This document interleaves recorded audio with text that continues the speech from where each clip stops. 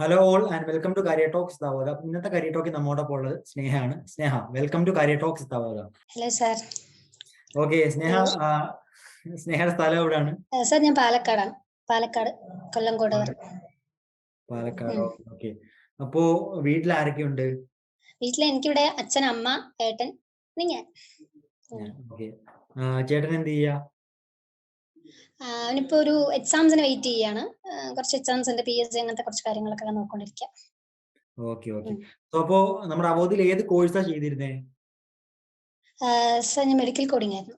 Medical coding ആയിരുന്നു. Okay okay. So അപ്പോ medical coding എന്നൊരു കോഴ്സ് ചൂസ് ചെയ്യാനുള്ള റീസൺ എന്തായിരുന്നു?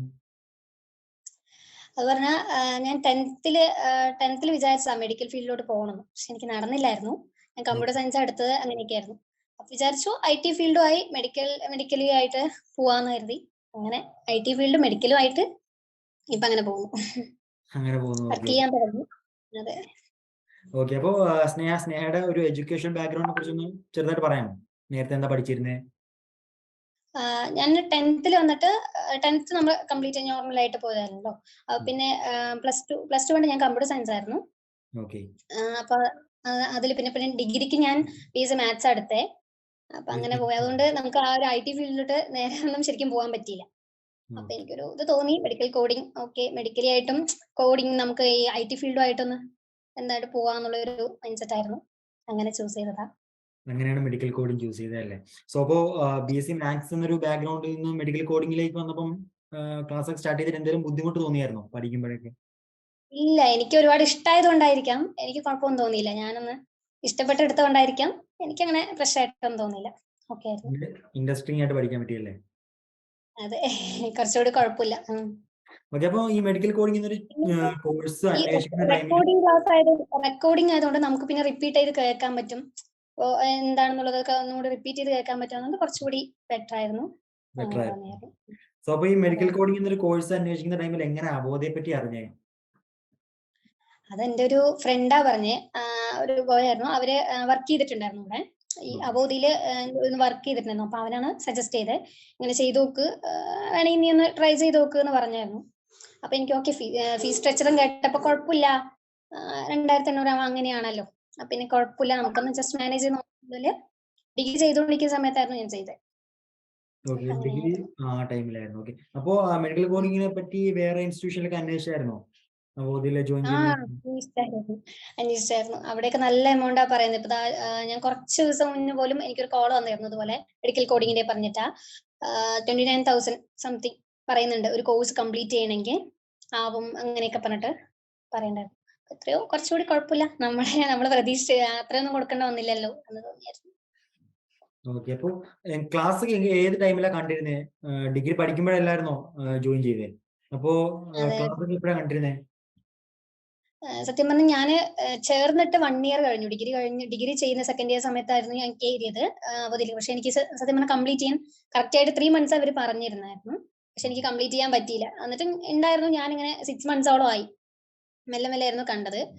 പിന്നെ ഡിഗ്രി കഴിഞ്ഞു. അങ്ങനെ എന്ന് പറഞ്ഞാൽ നമുക്ക് ടൈം കിട്ടുന്ന സമയങ്ങളിൽ, ശനി ഞായറിൽ ടൈം കിട്ടുന്ന സമയങ്ങളിൽ കയറുക, അങ്ങനെ നോക്കുന്ന പറഞ്ഞാൽ രണ്ടും കൂടി മാനേജ് ചെയ്യണമായിരുന്നല്ലോ. ഡിഗ്രിയും ചെയ്യണമായിരുന്നു. അങ്ങനെ പോയായിരുന്നു, ടൈം കിട്ടുന്ന സമയത്ത് പോയി. അപ്പൊ ക്ലാസ്സിൽ ലിമിറ്റേഷൻ വരിക അങ്ങനെ വല്ലതും ചെയ്തായിരുന്നോ? ഈ 3 മന്ത് കഴിഞ്ഞപ്പോഴത്തേക്ക് ക്ലാസ്സിന്റെ ആക്സസ് പോകാൻ അങ്ങനെയൊന്നും പറ്റിയില്ലല്ലോ?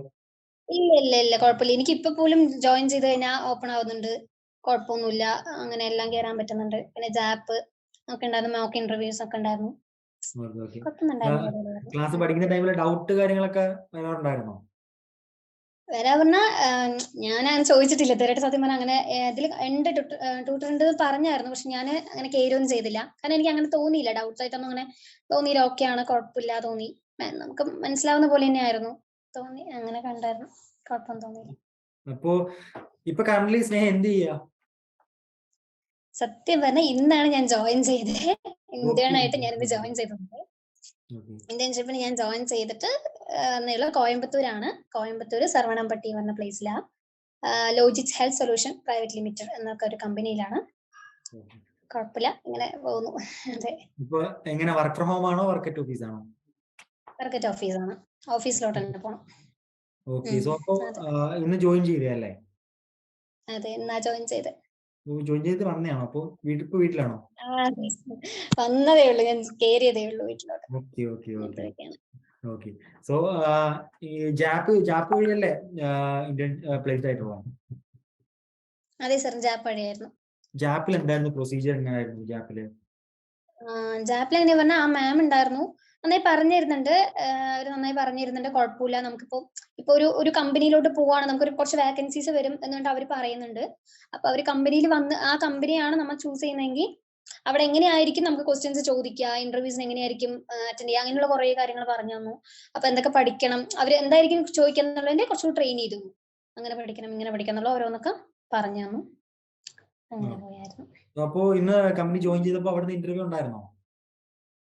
ഇന്റർവ്യൂ ഉണ്ടായിരുന്നു. ഇന്റർവ്യൂ കുറെ മുന്നേ, അല്ല ഇന്ന് ജോയിൻ ചെയ്യണ ഇന്ന് മുന്നേ ഇന്റർവ്യൂ ഉണ്ടായിരുന്നു. അറ്റൻഡ് ചെയ്തിട്ട് വന്നതാ ഞാൻ. ഇന്ന് വന്നു. ഇപ്പൊ കുറച്ചായിട്ട് അവര് ജോയിനിങ് ഒക്കെ ആയി എന്ന് പറഞ്ഞു. പിന്നെ ഇന്നാണ് ജോയിനിങ് പറഞ്ഞത്. അങ്ങനെ ജോയിൻ ചെയ്തത്. ഓക്കെ. അവിടുത്തെ ഇന്റർവ്യൂ എങ്ങനെ ഉണ്ടായിരുന്നു? ടഫ് ആയിരുന്നോ? എന്ന് പറഞ്ഞാൽ ഭയങ്കര ഡിഫറെന്റ് ആയിരുന്നു. പ്രതീക്ഷിച്ചിട്ട് കുറെ പേരും ഡിസ്കഷൻ റൗണ്ട്, അതുപോലെ HR റൗണ്ട്, അങ്ങനെ ഭയങ്കര രസമായിരുന്നു. കുഴപ്പമില്ല, നമ്മള് പ്രതീക്ഷിക്കാത്ത കുറെ കാര്യങ്ങളായിരുന്നു. എന്നാലും രസമായിരുന്നു. ജാപ്പിൽ നിന്നൊരു എക്സ്പീരിയൻസ് കിട്ടിയായിരുന്നോ നമുക്ക് ഒരു ഇന്റർവ്യൂ എങ്ങനെ അറ്റൻഡ് ചെയ്യാന്നുള്ളത്? അവര് പറഞ്ഞായിരുന്നു ഇങ്ങനെ ക്വസ്റ്റ്യൻസ് ഇങ്ങനെയൊക്കെ ആയിരിക്കും ചോദിക്കുക, അങ്ങനെയൊക്കെ പറഞ്ഞായിരുന്നു. അതുപോലെയൊക്കെ തന്നെ, കുറെ കുഴപ്പമില്ലായിരുന്നു. അപ്പോ അതില് കോഴ്സ് ചൂസ് ചെയ്യുന്ന ടൈമിൽ എന്താണ്ട് ഇപ്പൊ ഇന്റേൺഷിപ്പ് അല്ലെങ്കിൽ ഒരു കമ്പനിയിൽ പ്ലേസ്ഡ് ആയിട്ടുണ്ട്. സോ ആ ടൈമിലൊക്കെ ഒരു ഫാമിലിയുടെ ഫീഡ്ബാക്ക് എങ്ങനെ ഉണ്ടായിരുന്നു? ഇത് പറഞ്ഞാൽ അവര് പറഞ്ഞു ശരിക്കും ഇത് കിട്ടോ. സത്യം പറഞ്ഞാൽ ഞാൻ പോലും ഫേക്ക് ആണോന്ന് തന്നെ വിചാരിച്ചേ. ഇതിന് എനിക്ക് പണിയാവും. അതുകൊണ്ട് സത്യം പറഞ്ഞാൽ എനിക്ക് വേറെ കുറച്ച് കുട്ടികളെ പോലും സജസ്റ്റ് ചെയ്യാൻ എനിക്ക് പേടിയായിരുന്നു. സത്യമായിട്ട് പേടിയായിരുന്നു. പുറത്താരോട് പോലും എനിക്ക് പറയാൻ പേടിയായിരുന്നു, എന്തെങ്കിലും ഇനി പണിയാവും. ഇനിയിപ്പോ ഞാൻ കേറിയിട്ടാണെങ്കിൽ അവരോട് പറയുന്നെങ്കിൽ ഓക്കെ, ഇല്ലെങ്കിൽ പിന്നെ അവർ എന്നെ പറയില്ല നീ പറഞ്ഞിട്ടാണെന്ന് പറയുന്നത്. അപ്പൊ അതുകൊണ്ട് ഒരു ടെൻഷൻ ഉണ്ടായിരുന്നു. അതുകൊണ്ട് ആരെയും സജസ്റ്റ് ചെയ്യാൻ കൂടെ പേടിയായിരുന്നു. അവർ പറയുമ്പോഴും എനിക്കൊന്നും ശരി എന്ന് പറയാനൊരു പേടിയായിരുന്നു.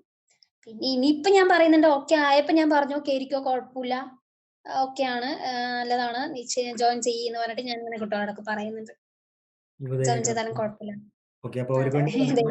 ചോദിക്കുന്ന സ്റ്റുഡൻസിന് പറയുന്നുണ്ട്. ഇപ്പോഴൊക്കെ കുഴപ്പമില്ല, ഇപ്പോഴൊക്കെ എല്ലാവരോടും പറയാറുണ്ട്.